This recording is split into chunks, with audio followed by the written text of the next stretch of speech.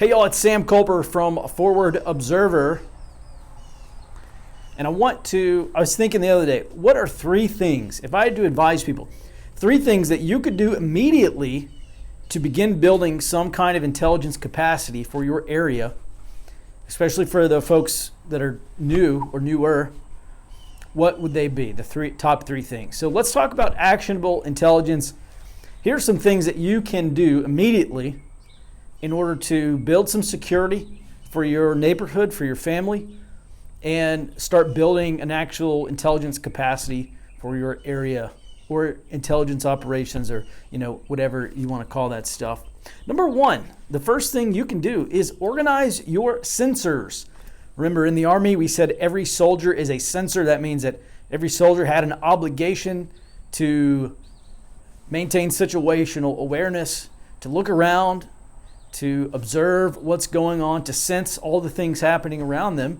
And then if something was reportable, then report that information up. So just like that, we have now every person in your neighborhood, or every person in your preparedness group, or your neighborhood watch group, or your community security team is now a sensor. They need to know this. They need to understand that they are sensors. They need to understand what intelligence value is. And then they must act on that. They must act on, hey, I have information now, and I need to report this up. If they don't know what to report, or they don't know where to report that information to, then you are failing as your local intel guy, or the S2, or whatever, your intel officer, whatever you want to call yourself. I'll just call it the S2, because that's what we called it in the Army. The S2 shop, or the S2 officer, okay, that's your intelligence section, or your intelligence officer at the more or less tactical level. Now, a friend of mine in Houston, he just did something that I think is great. He's a prior service Marine, and he started looking at all the things that were going around with COVID-19, and he started looking at second and third order effects. And he started saying, hey, I need to organize my neighborhood in case something bad happens. He does live in Houston, which has millions of people. And if something goes haywire in Houston, millions of people are going to be affected. So he literally went door to door. He said one day he knocked on 20 doors. And he started looking for veterans, people who shared concerns about local security or local stability during what might transpire at some point in the future. And his main goal was to establish communications and security and get volunteers. Now, from my perspective, what he's doing is he's going around his neighborhood and he is organizing his sensors. He's recruiting and organizing sensors, which is critically important. Now, on that topic, I started thinking, well, for my own neighborhood, how are my neighbors going to know what actually has intelligence value? And, well, guess what? We need to outline some collection requirements. Now, our list of collection requirements is everything that these people need to be looking out for. It's everything that these people need to understand what has this intelligence value so they can report it up. So I made a short list. Number 1, you must alert me, or you must alert someone in your chain, or the S2 or whatever, preferably me. Send me a text, give me a call, ping me on the radio. Any instance of violence in the neighborhood. Okay, if they see a fight, a man with a gun, whatever, or hear about it, let me know. That is spot reportable information. That means you drop what you're doing and you report that information on the spot as soon as you see it. And if you want to give it to me in a salute format or assault or something like that, that's great. Let's go over this real quick. Size, activity, location, unit or uniform, time, and equipment. That is the salute report. In the description, I'll post a link to where you can read more about that. Or you can do a modified salute report, which is just for SALT, size, activity, location, and time. And gosh, if I could get that, that would be great. Next, any instance of crime. You see a car being broken into. You see a home being broken into. Yeah, sure, call the cops, but also let us know, because guess what? I got a friend who's a police officer in town here. He said, hey, by the way, want to let you know, law enforcement has essentially stopped responding to everything but rapes and murders. I mean, in so many words, that's what he said. So basically, if it's not an emergency, cops won't show up, and that's due to COVID-19. They want to practice social distancing as well. So basically, you can't guarantee. Well, let me say a couple things. We can pretty much guarantee that we are going to show up with some level of force well before police officers can. So definitely let me know about any violence or crime in our community. Number 3, the third collection requirement. Report all suspicious personnel or vehicles. So if you see this vehicle rolling down, I don't know that they would necessarily be taking pictures, but that's certainly suspicious. Some guy just like walking around, looking at houses, maybe looking in vehicles. Yeah, let us know. That's certainly suspicious behavior. Could just be some weirdo. It could also be some kind of pre-operational surveillance or some kind of potential burglar or robber. We don't want them in the neighborhood. And then also this, and I don't mean to say that I don't mean this to cause a panic or to freak anyone out, but if you do see National Guard vehicles in your area, number 1, don't freak out. But 2, get a description, write down a salute report, or call in a salute report. Or if you're the S2 or the local intel guy for your preparedness group, have them report that stuff in. Not because they should be freaking out over it, not that they should be necessarily surprised, but really it's because it's very, very good practice. Pay attention to detail. Look at the bumper numbers. Look for any unit markings. Okay, take a picture of that or write it down. Make sure you report that. Remember, salute report, size, activity, location, unit or uniform time and equipment, SALUTE, and report that information up. That is excellent, excellent practice. Because here's what's going to happen. I put out these 4 things to my neighbors or the preparedness network or whatever, and maybe some of these people think this guy is nuts. Until that home in your neighborhood gets robbed, or someone hears of a burglary, or someone hears of some violence or something happening, and they're like, well, actually, this could happen to me, or this could happen to my family. Boy, I sure am glad Sam went around door to door and trying to organize this flow of information, because what goes into me is going to be pushed right back out to everyone else after we complete the orient phase, which I'll talk about in just a second. And then on that topic, we can't just rely on human sources, although human sources are great because they are taskable. I can tell them, hey, go and look for this information. Also, remember, we have open source intelligence at our disposal. So in the last video, I said, go on Twitter and follow all your local officials, news and government sources. Go to your local news outlets and sign up for their breaking alerts emails if they have something like that, or maybe your municipal government may have some email list or something like that. Go start a brand new email address and go get on as much of that stuff as you can, and then take 5 minutes a day and just roll through that stuff. And most of it you may not care about, but what we're looking for here is intelligence value, and then we can take that piece of information, we can add it to our puzzle, and now all of a sudden we have a better security picture, or now we are reducing our uncertainty about the future. Now we are developing some sort of realistic expectation of what could happen in the future. We also have imagery intelligence, so we could point think about your Ring doorbells. If you do have some kind of surveillance camera, you might think about getting an extra one and point it towards the road maybe, so you can get descriptions of vehicles. Like I live on a very quiet road. Chances are good that if you're on my road, you either live back there or you made a wrong turn and you're turning around. If you don't fit one of those 2 descriptions, I'm kind of interested in what's going on.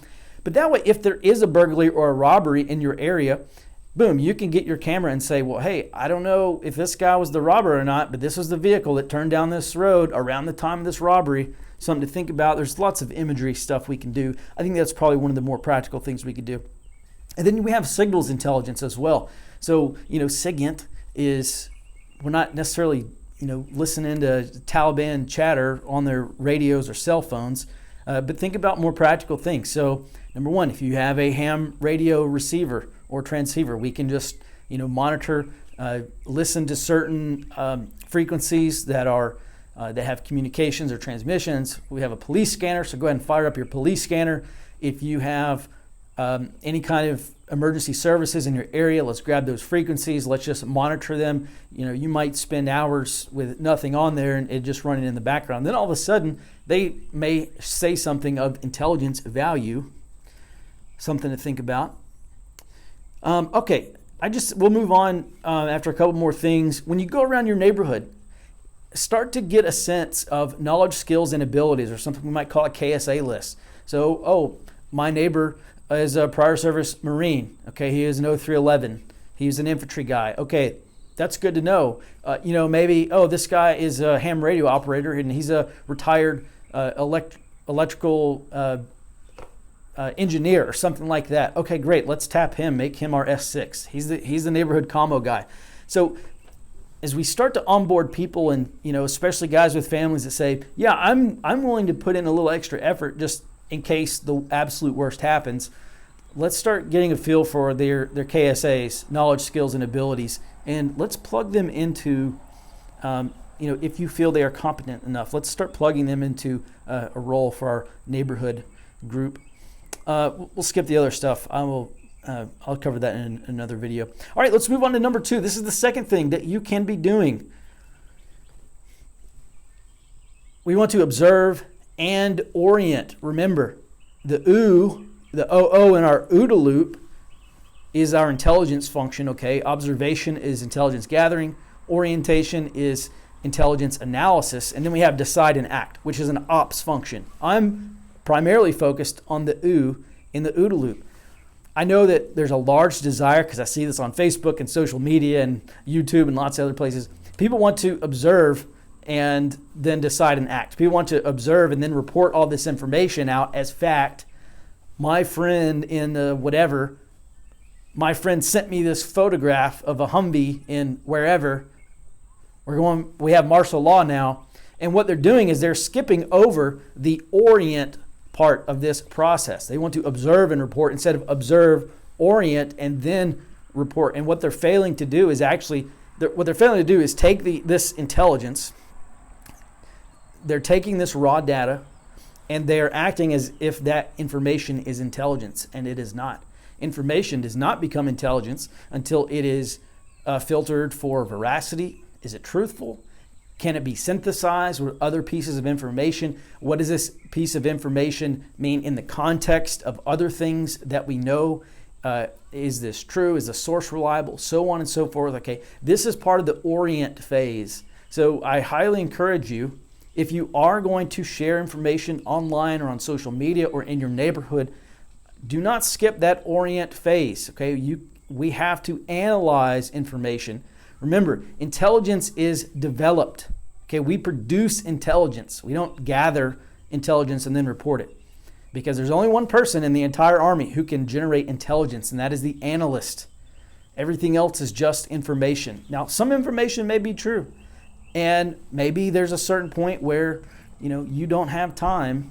You're on a time-sensitive mission, and you don't have enough time to run this information through the intelligence cycle. Or you don't have time to task out other sources to confirm or deny whether this one piece of information is true. And that's certainly the case as it was in Iraq and Afghanistan, and we encountered that a lot. And a lot of that's mission dependent, but this really comes back to, are you a subject matter expert? Can you look at a piece of information and say, this is more likely to be true than false, or this is more likely to be false than true? And really good analysts, we never want to do things intuitively, but really good analysts can look at a piece of information and say, I have reason to believe that is true, or I have reason to believe that is not true. And then that is part of the orient process, but I digress. Remember, in this orient phase, we want to filter the good from the bad, from the ugly. And we do not want to share bad and ugly information. We want to produce good intelligence. We always say intelligence drives the fight. And if we think about an operation as an engine and information is being pumped into our engine, I want to make sure that only high-octane information is being pumped into my engine. I don't want to clog my engine with bad stuff, because that's what gets people killed, and that's what creates strategic shock and all the other bad stuff that leads to bad guys not dying on the battlefield and good guys dying on the battlefield. All right, so that's number 2. Observe and then orient before you share. Now let me just say one last thing here. People can observe and report. Okay, if someone in my neighborhood observes and reports, they don't need to necessarily orient. But me as the intel guy, you as the intel guy, you as the intelligence officer or the S2, your job is to orient. Because before I put this out to my people, before I say, hey, we got this thing, we got to act right now, or before I put this thing out and it says, hey, this intelligence is absolutely true, you must act on it right now, before it gets to that ops phase, you are responsible for the orient phase if you're the intel guy. Everyone else is not. Everyone else is just a collector. They observe and report. They don't care if it's true or not. If they see something, well, they should care if it's true or not, but if they see something, they should observe that and then report it. And then it's up to you to actually orient to figure out what that means. Now, they may have some input, but ultimately you are the analyst. And then number 3, so you want to be the S2. Now, this is something that we have mulled in our local group, our local network. Should we have a daily stand-up brief? And I'm not sure we're at the point of daily, but we will probably this week, I will probably implement, because I'm the intel guy, believe it or not. We will probably implement a Monday, Wednesday, Friday stand-up brief. And all that means is on Monday, Wednesdays, and Fridays, I will provide a little one-pager brief for our entire group. I'm going to hit the high points, and I'm going to increase everyone's situational awareness, what I believe is the most truthful and accurate information that I can gather and then produce the intelligence on it.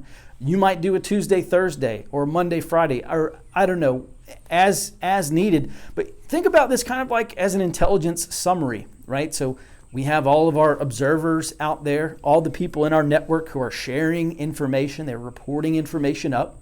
And now you as the S2, you are the intel guy, you're gathering in all this information, you're saying, yeah, that's likely to be true, or this comes from a very reliable source.